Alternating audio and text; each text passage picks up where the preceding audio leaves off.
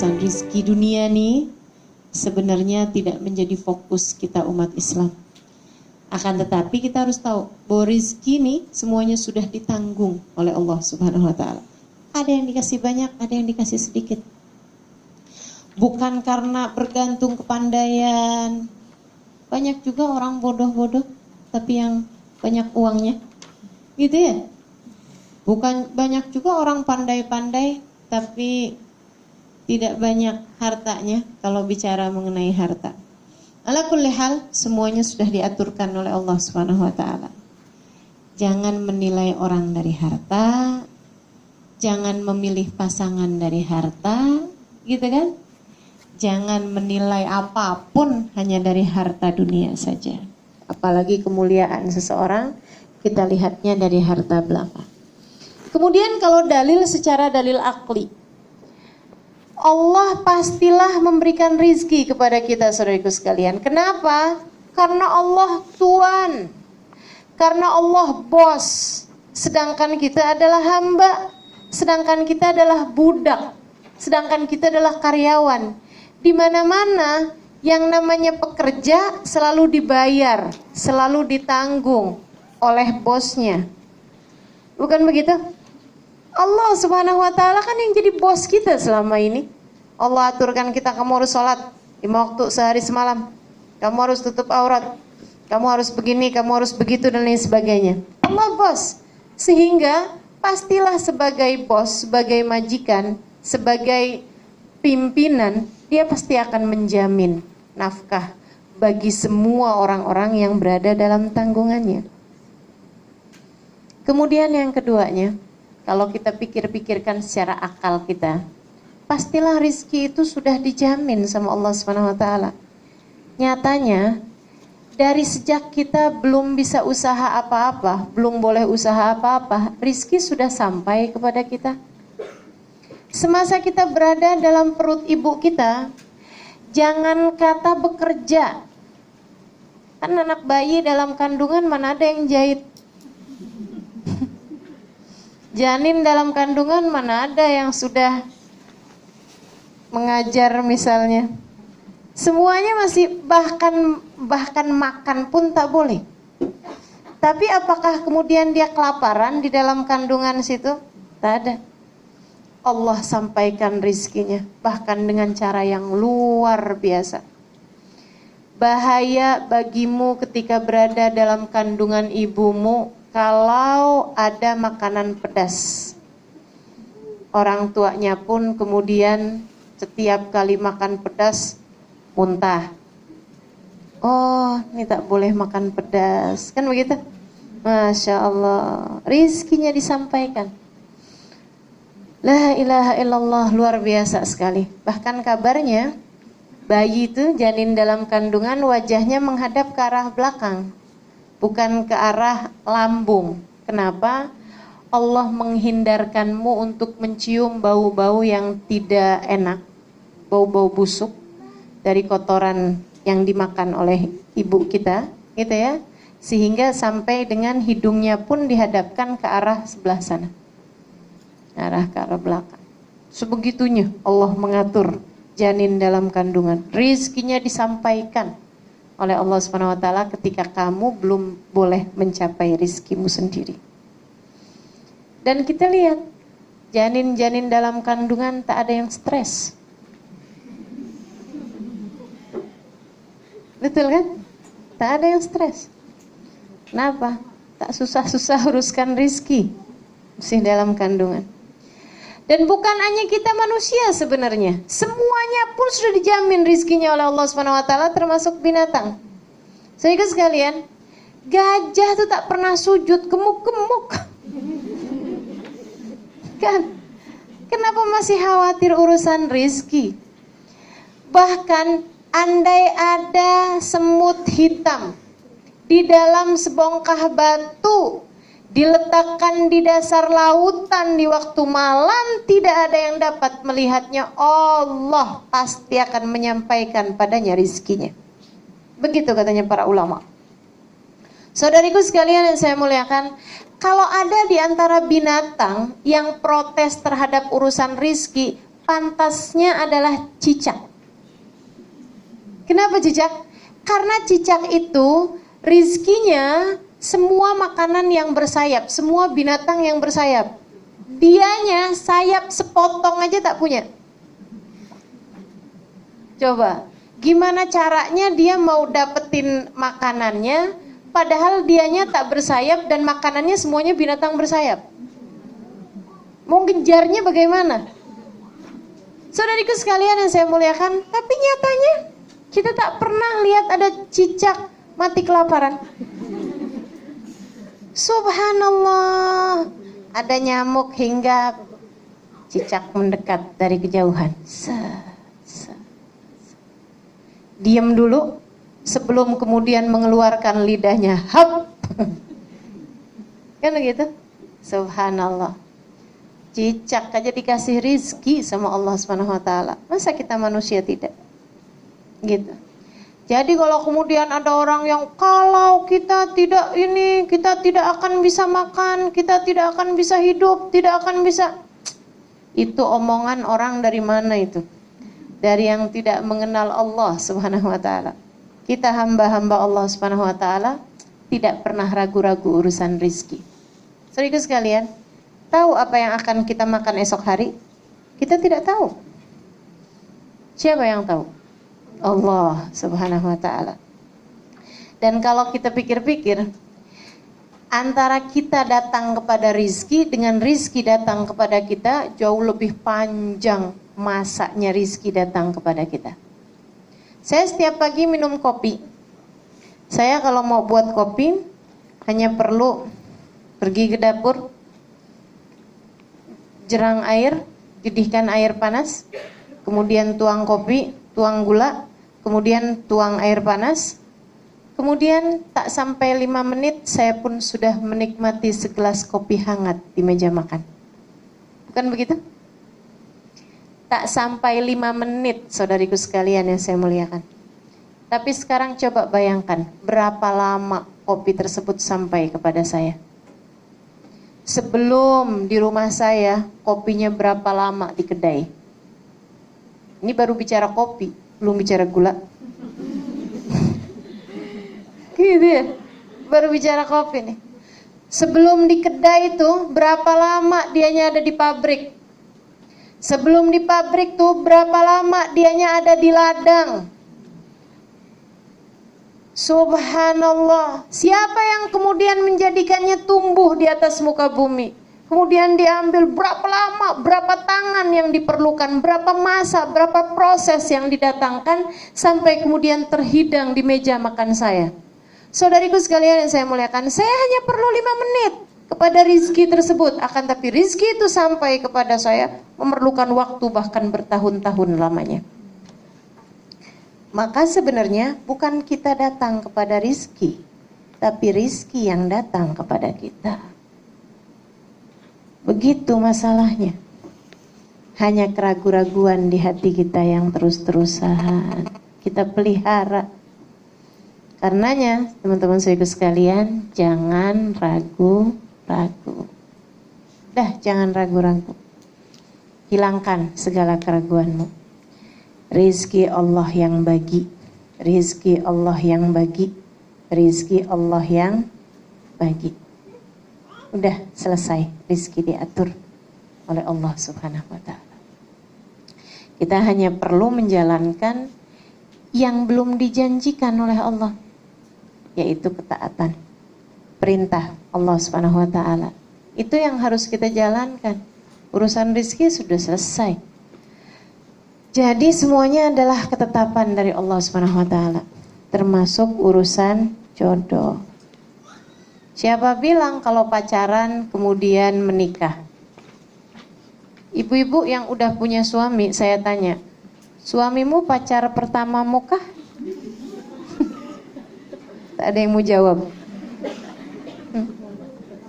Nah, suamimu pacar pertamamu kah?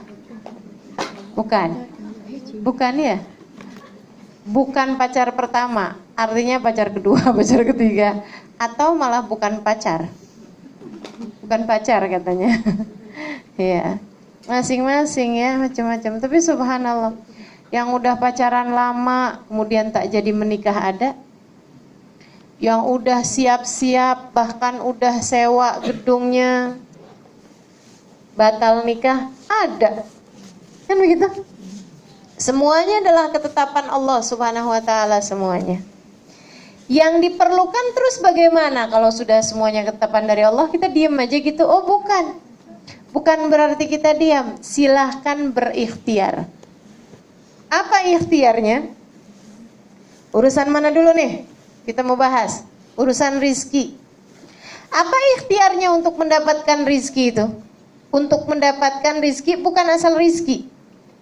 Karena semua yang datang pada kita itu pada manusia itu namanya rizki. Tapi itu dibagi, ada rizkon halalan, ada rizkon haraman. Ada rizki yang halal, ada rizki yang haram. Yang diperintahkan oleh Allah Subhanahu wa taala adalah menjemput rizki yang halal dengan cara yang halal. Jadi rizkinya dah diatur. Hanya saja kamu diperintahkan oleh Allah Subhanahu wa taala untuk menjemputnya dengan cara yang halal. Bagaimana cara yang halal? Bekerja dengan cara yang halal. Kan begitu? Kemudian lagi tidak ada hati yang tersakiti. Caranya bekerjanya juga pekerjaan-pekerjaan yang halal. Enggak usah khawatir saudariku sekalian. Sekali lagi rizkinya sudah diatur sama Allah. Jadi dalam bekerjanya tuh jangan khawatir. Saya punya kawan. Dia penjahit. Biasa menjahitkan baju-baju orang-orang pesta-pesta gitu. Yang tidak jelas mana yang ditutup, mana yang dibuka.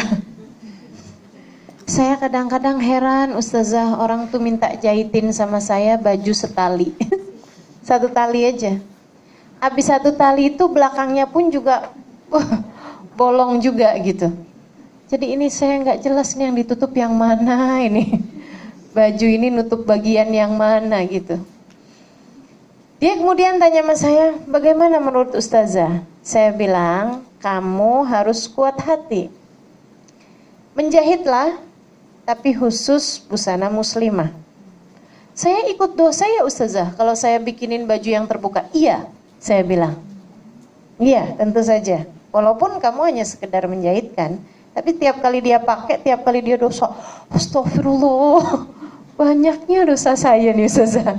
Saya bilang iya, makanya mulai sekarang udah tetepin aja. Baik Ustazah. Tapi nanti pelanggan saya Ustazah semuanya baju yang seperti itu. Hanya sedikit aja pelanggan yang menjahitkan baju muslimah. Saya bilang itu dia. Allah tuh udah atur semua rizki. Allah udah jaminkan semua rizki. Bismillah. Dia bilang. Kalau gitu modelnya bismillah. Dia pun memutuskan untuk tidak menerima jahitan kecuali yang muslimah. Orang-orang pada marah sama dia, pelanggan-pelanggannya. Sampai dengan yang, udah oke, saya tambahkan ongkosnya, upahnya, jahitnya. Berapa kali lipat yang kamu mau, sampai begitu. Dan dia tetap tolak. Tak mau, saya tak mau banyak dosa. Kata Ustazah, nanti tiap kali dipakai saya ikut dosa juga. Saya tak mau lagi. Subhanallah. Dalam beberapa waktu memang agak berkurang pendapatannya, tapi sesudah itu, subhanallah, semakin banyak, semakin banyak, semakin banyak. Ya Allah Ustazah, emang betul ya Ustazah, semuanya memang sudah ditetapkan Allah SWT. Kita hanya perlu untuk menjemputnya dengan cara yang halal, dengan cara yang baik, dengan cara yang takwa. Jangan takut karena kita melakukan kebaikan kepada orang lain, rizki kita berkurang. Saudaraku sekalian, karena pengatur rizki satu, namanya Allah. Ada dua orang punya kedai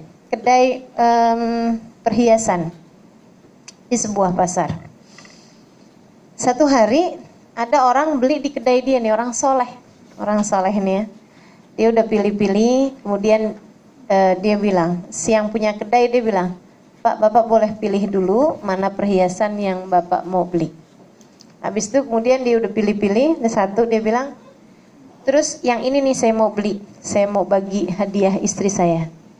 Dia bilang kemudian sama bapak itu, Pak, perhiasan yang sama seperti ini sebelah jual juga. Jadi bapak jangan beli sama saya, beli aja sama sebelah. Dia bilang, kenapa? Saya mau belinya di sini kok. Tak pak, beli di sana aja. Memangnya kenapa? Dia bilang, karena saya sama dia buka kedai ini dari tadi pagi. Saya sudah ada beberapa orang yang beli di kedai saya, sementara di kedai dia belum ada yang beli. Jadi silahkan bapak beli di kedai sana. Masya Allah. Itu yang seperti itu menurutmu, apakah kiranya akan berkurang rizkinya? Oh, tidak akan. Justru akan bertambah, bertambah, bertambah. Hati yang penuh cinta. Baik yang membeli maupun yang menjual dalam Islam, seharusnya semuanya membeli dan menjual dengan cinta. Membeli dengan cinta macam mana? Saudariku sekalian yang saya muliakan, menjual dengan cinta tadi saya sudah ceritakan. Membeli dengan cinta macam mana? Ini kelakuan orang Jakarta, kalau nawar ikan, turun, ya Allah, luar biasa sekali. Berapa pak jual ikannya pak? Misalnya gitu ya, 10 ringgit. Ya ampun pak, ikannya udah jelek juga, 3 ringgit ya pak ya? Dari 10 ke 3 ringgit. Masya Allah, Masya Allah. Sehingga sekalian saya muliakan, itu namanya membeli tanpa cinta. Belilah dengan cinta. Kalau kita beli apalagi kepada sesama orang Islam yang bagus-bagus. Kalau perlu malahan, wah pak ikannya bagus nih pak nih, saya tambahin deh, gitu. Bapak tadi bilang bro 10 ya, saya bayar 20 ringgit ya pak, ikannya bagus. Gitu. Ya Allah, itu namanya membeli menjual dengan cinta. Saudariku sekalian yang saya muliakan, rizki itu seperti itu tuh keadaannya tuh. Tidak bisa membahagiakan seseorang juga gitu, dan tidak membuat nilai seseorang bertambah atau turun dengan rizki. Yang kita perlukan adalah menjemput rizki tersebut dengan cara-cara yang halal. Allah ketika menceritakan para ahlinya, para kekasih-kekasihnya, Allah menceritakan dengan ucapan rijalun la tulhihim tijaratun wala bai'un an dzikrillah. Rijal, kata Allah, hamba-hambaku, laki-laki, orang-orang, la tulhihim tijaratun, perdagangan, wala bai'un ataupun transaksi jual beli tidak membuat mereka terlalaikan dari Allah. Jadi silahkan bekerja, silahkan jemput dengan cara yang halal, tapi jangan sampai tersibukkan dengan hal tersebut. Kalau kita bekerjanya dengan cara yang halal, apalagi kemudian bermuamalahnya dengan cinta seperti yang tadi saya sampaikan, bertakwa dalam usaha kita itu, maka usaha kita tuh bernilai ibadah di mata Allah. Yang sampai-sampai, saudara sekalian, katanya Nabi Muhammad SAW, ayu memri'in bata kalan min syughlih bata maghfuran lah. Kalau ada seorang laki-laki atau seorang perempuan, dia tertidur malam dalam keadaan lelah karena bekerja seharian untuk memberikan nafkah bagi keluarganya, untuk menjemput rizki bagi keluarganya dengan cara-cara yang halal, dengan cara yang baik, dan tidak membuatnya meninggalkan sholat sunnah, meninggalkan ibadahnya dan lain sebagainya. Dia kemudian malam-malam hari kelelahan karena habis bekerja seharian, bahkan mungkin tidurnya dengan ngorok, keluar suaranya, gitu ya. Itu katanya Nabi Muhammad SAW, baca maghfuran lah. Dia tidur dalam keadaan Allah mengampuni dosa-dosanya. Masya Allah. Itu padahal kalau kita punya suami ya, suami kita bekerja mencari nafkah buat kita, mencari rizki buat kita dan anak-anak kita.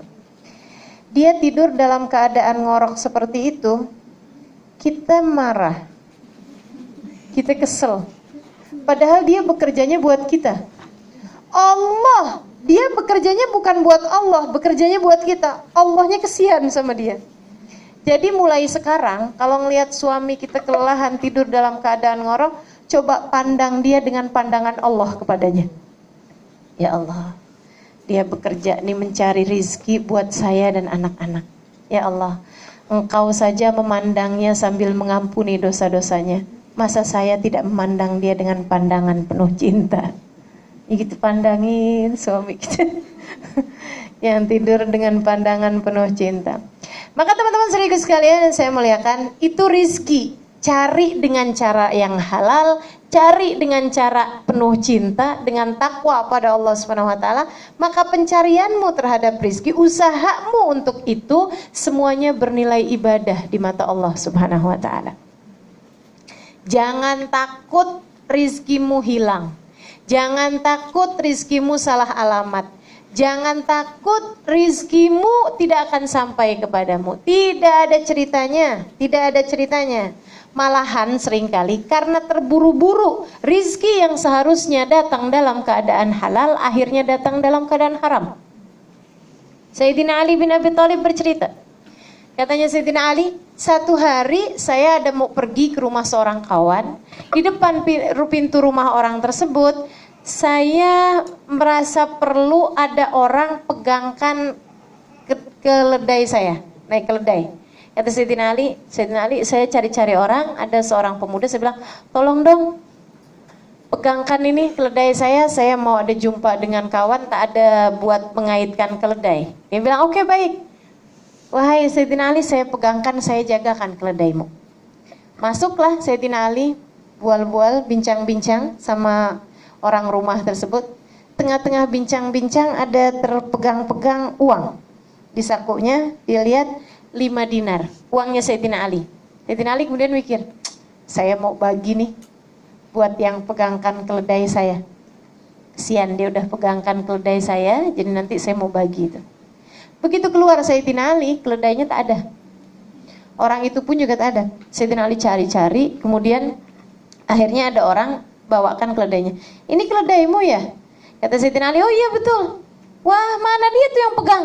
Orangnya sudah kabur dan mencuri tali pegangannya keledai. Waduh, ini saya perjalanan cukup jauh, agak susah kalau tak ada talinya. Boleh tak Pak, belikan saya tali keledai? Nih saya ada uang 5 dinar, belikan saya talinya. Pergilah orang tersebut ke pasar, kemudian pulang. Dia bilang, nih berapa harganya? 5 dinar. Oke, baik. Diambil sama Sayyidina Ali talinya keledai tersebut. Begitu dibuka, ya ini dia tali keledai saya yang hilang. Kata Sayyidina Ali, orangnya macam mana nih yang jual tali keledai?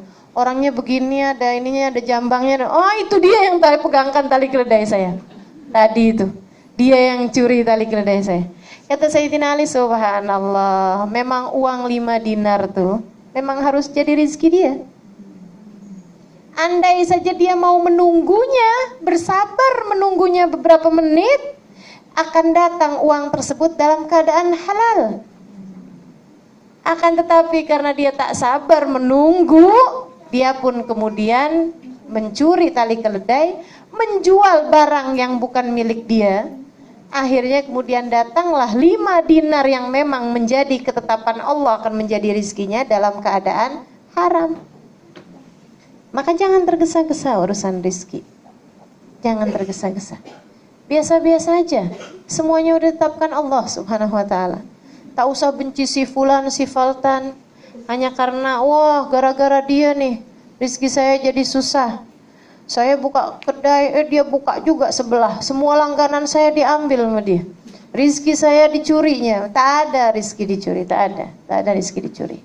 Uang dicuri ya. Ya. Dompet hilang dicuri ya, rizki dicuri tak ada. Dia yang mengambil jatah rizkinya dia sendiri dengan dalam keadaan haram. Akan tetapi tak ada rizki dicuri. Yang harus jadi milik kita, yang akan jadi rizki kita pasti akan sampai kepada kita.